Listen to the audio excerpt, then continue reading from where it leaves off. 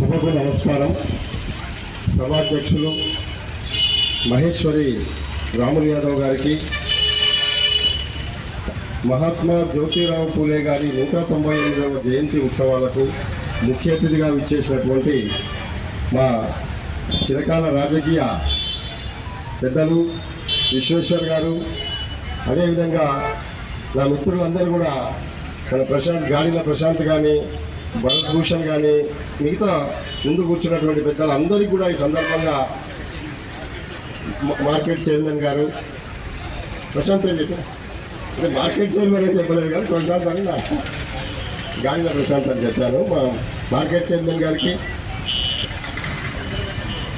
పల్లెపోగు ప్రశాంత్ గారికి, మిగతా మిత్రులందరూ, ఇక్కడ బీసీఎఫ్ మహబూబ్ నగర్ జిల్లా అధ్యక్షులు మన కొత్త శ్రీనివాస్ మందిరాజు గారు, బీసీఎఫ్ వనపర్తి జిల్లా అధ్యక్షులు గుంటి గురుమూర్తి గారు, బీసీఎఫ్ మన కొత్తకోట మండల అధ్యక్షులు మన దారామణి గంగాధర్ గారు, అదేవిధంగా బీసీఎఫ్ మైనారిటీ విభాగం వనపర్తి జిల్లా అధ్యక్షులు ఖదీర్ బాషా గారు, ఇంకా చాలామంది మిత్రులు కూడా ఇక్కడ అందరికీ కూడా మీ జై పూలే నినాదాలు మీకు ఇస్తూ మీకు అందరికీ వందనాలు తెలియజేసుకుంటున్నారు.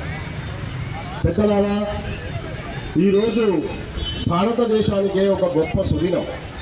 మహాత్మా జ్యోతిరావు పూలే వారి పేరులోనే జ్యోతి అనేటువంటిది మనకు కనిపిస్తుంది. జ్యోతి అంటే చీకటిని చీల్చి వెలుగును ప్రసాదించేటువంటిది జ్యోతి.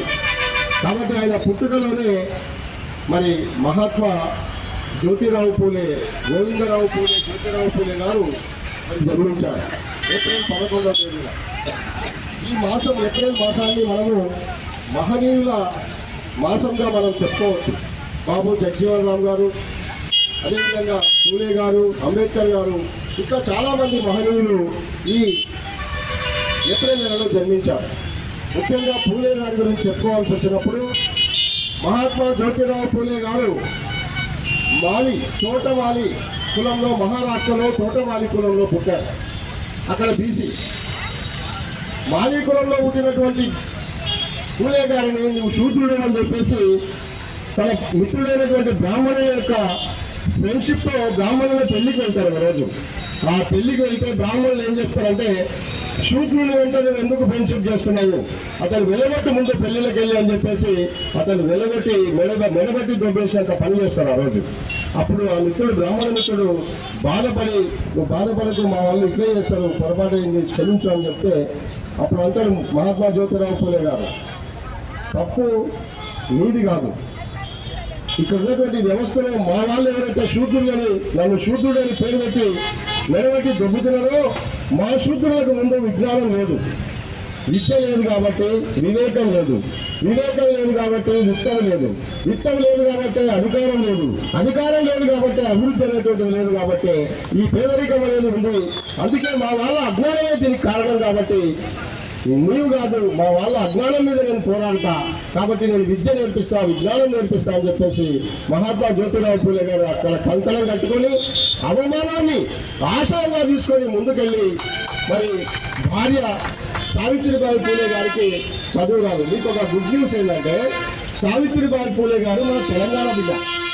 మీరు గుర్తుపెట్టుకోండి, సావిత్రిబాయి పూలే గారు తెలంగాణ బిడ్డ. నిజామాబాద్ జిల్లాకు సంబంధించినటువంటి సావిత్రిబాయి పూలే గారి పూర్వీకులు మహారాష్ట్ర పోయి స్థిరపడింది అన్నమాట. వాళ్ళు ఇక్కడి వాళ్ళే. అక్కడ సావిత్రిబాయి పూలే గారికి చెప్తారు, బాల్య వివాహం జరిగింది వాళ్ళకు. అమ్మ, నీకు చేతులు ఎత్తి మొక్తా, నా భార్య అయినప్పటికీ చాలా గొప్పగా నేను గౌరవిస్తూ నీకు మొక్కుతున్నా, నువ్వు చదువు నేర్చుకోవాలి నాతో అని చెప్తాను. మన చదువు రానప్పటికీ. ఎందుకనంటే మన వ్యవస్థలో స్త్రీ అంటే బానిస, స్త్రీ అంటే వంట ఇంటి కుందేలు, కేవలం పిల్లలు అనేటువంటి యంత్రంగా మాత్రమే ఆ రోజు చూసేటువంటి వ్యవస్థలో మరి ఆ రోజు చదువు లేదు.